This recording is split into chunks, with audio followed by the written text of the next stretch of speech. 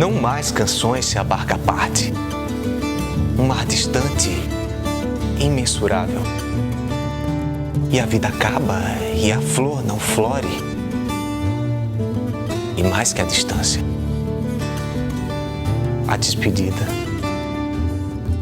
Não mais canções. Não mais. E as cabras passem no redil doméstico e passem os armentos nas soledades. Não mais canções. E o grito mudo e o barro na água do sertão marinho. Se a barca parte, se vão as barcas. Se não há parte, não haverá porto. Inteira perda. E o mais,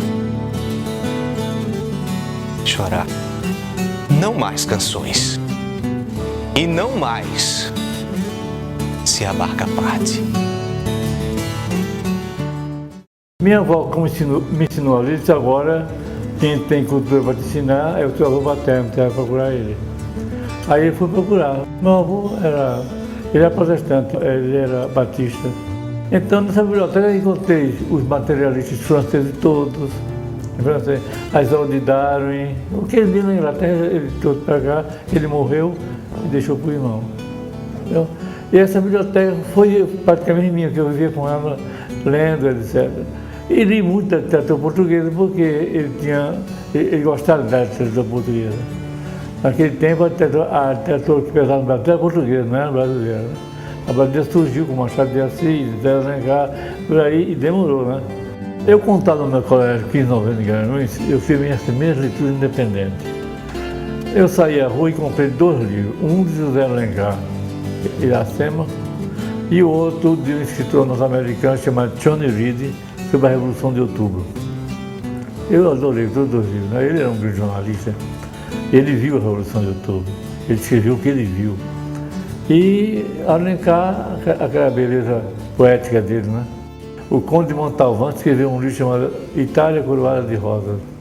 E a minha família é italiana, do outro lado. Né? Foi italiano, de norte da Itália. E isso aí foi um livro que me encantou. Eu não sei se ele era bom escritor, se não era, mas me encantou, que ele escrevia como era a primavera na Itália. A Lenida era uma normalista de Maceió. Foi a primeira vez que Maravilha esteve na escola normalista. E como foi minha amiga, como me ensinou. Ela tomou conta de mim quando eu saí do primeiro ano para o segundo, eu fui o segundo, ela disse: não vai fazer terceiro não, você vai passar para o quarto e vai fazer admissão. Ela me ensinou uma coisa que não é só aprender a ler, você tem que ter cultura, tem que gostar do que está fazendo. Isso foi uma coisa muito bonita que ela me ensinou, sabe? Em Salvador eu recebi um convite para fazer uma palestra lá. Quem trouxe o convite foi o filho do Rui Palmeira, o Moacir, para fazer a conferência lá. Eu preparei a conferência, li no primeiro ano, mas aí a universidade me pagou e dispensou. Aí eu fui para o Rio de Janeiro para ir lá na Gama Filho, na Rio de Janeiro. A Gama Filho convidou para dar aula de antropologia no curso de História. Esse tempo da universidade foi importante para mim, mas eu acho que o mais importante e mais cansativo foi ser tradutor. Aquilo ia ser lido por profissionais. Eu estava traduzindo matemática moderna, né? O autor ou escrevia em inglês ou escrevia em polonês, porque foram os poloneses que criaram a matemática moderna, a teoria dos conjuntos. Ia servir de aula dada no Museu Nacional do Rio de Janeiro, né? E na escola que tinha de filosofia da Universidade do Rio de Janeiro, que era uma universidade muito importante, muito boa. E tinha que ser mais ou menos as coisas corretas, né? Muito corretas. Então dava muito trabalho, né? Era muito exaustivo para mim, né? E rendia pouco. Eu nasci na beira do mar. O meu bisavô foi comandante de navio, meus primos todos foram comandantes de navio. Todos eles que eu conheci, né? E o resto ficaram nos fazendo até hoje, né?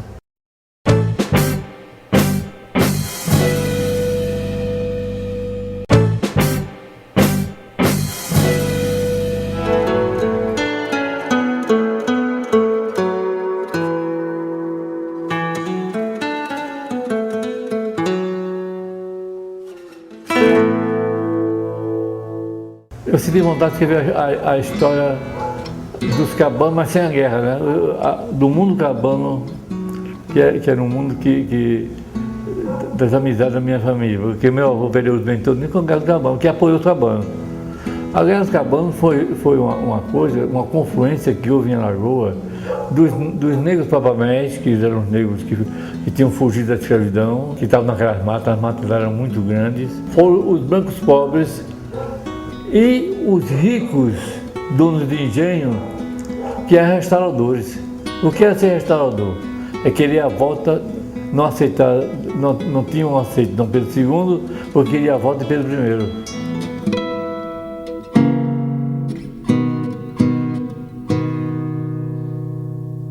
Aí eu escrevi a consequência disso numa cidade como Maragogi, na região Praíra, onde eles, os cabanos, iam buscar socorro. E vários dos cabanos que apareceram lá, como o Padre José, por exemplo, o Padre José era amigo da minha família toda, da minha avó, tudo isso. O menino captou a onda no mar e só a espuma nordesteava empurrada contra os sargaços. As mil ondas miúdas corriam desesperadas de viés.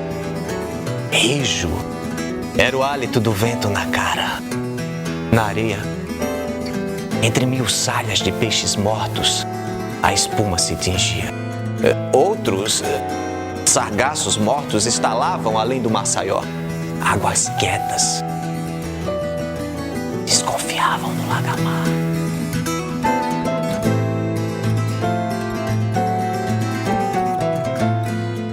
No livro Povo Mundo, tem uns marinheiros que já vivem bêbados.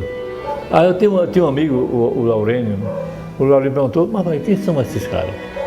Aí eu digo, eu vou contar num outro livro a história desses caras. Eu contei a história, porque a história que dali, das travessias da África e da para cá, é porque o meu bisavô tinha navio, ele levava fumo daqui da América para a África e trazia da África óleo de palma e óleo de dendê. E ele morava ali, logo depois de São José do Coroagão, no outro lado do Rio Una, de frente à ilha de Santo Aleixo. Aí eles faziam essa linha, E essas histórias, muitas delas, eu vi minha avó contando, minha avó era filha dele. Tá? E a minha avó contava de vez em quando umas histórias de uns primos que estudou papai em Pujuca, depois foi para lá, e aqui fui guardando aquelas tramas todas que a vovó contava, né, por parte dela. E aqueles bebês realmente eu conheci todo aquele pessoal, e aquele velho que fica no final da história que o cara pergunta para a filha, quando o filho dele vai entrando com os filhos no mar, aí ele diz assim, a época dos ventos navegantes acabou.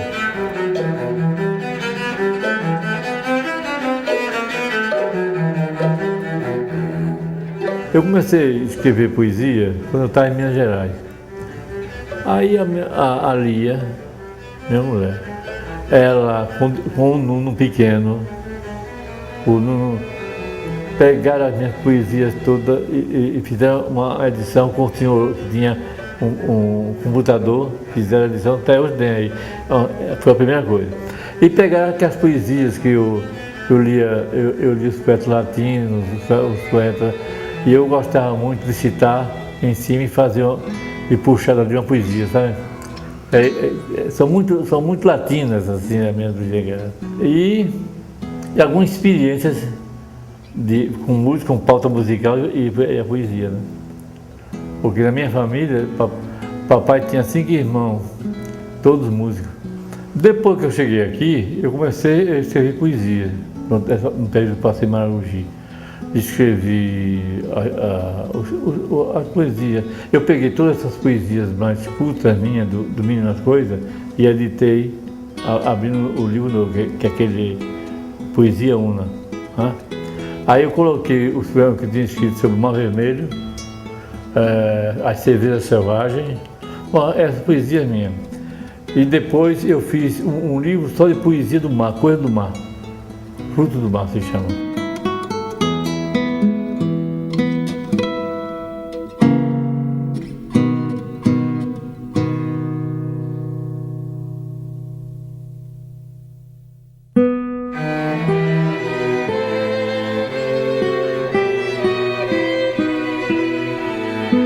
Eu nasci na beira do mar.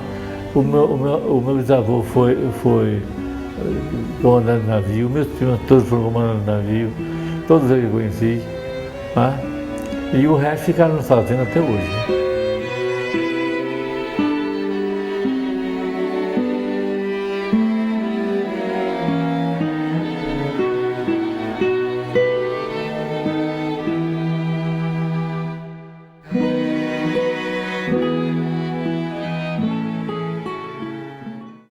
Esse mar também já foi infante, sobre quando, sobre o mar, a vida havia. Esse mar também já foi canção, sobre quando, sobre o mar, se estendia a vida. E esse mar também já foi fortuna, sobre quando, sobre o mar, havia as distâncias. Mas mudou o mar, e o tempo mudou, e a vida continua apesar das quedas. Estrela do mar, o símbolo de um outro navegar.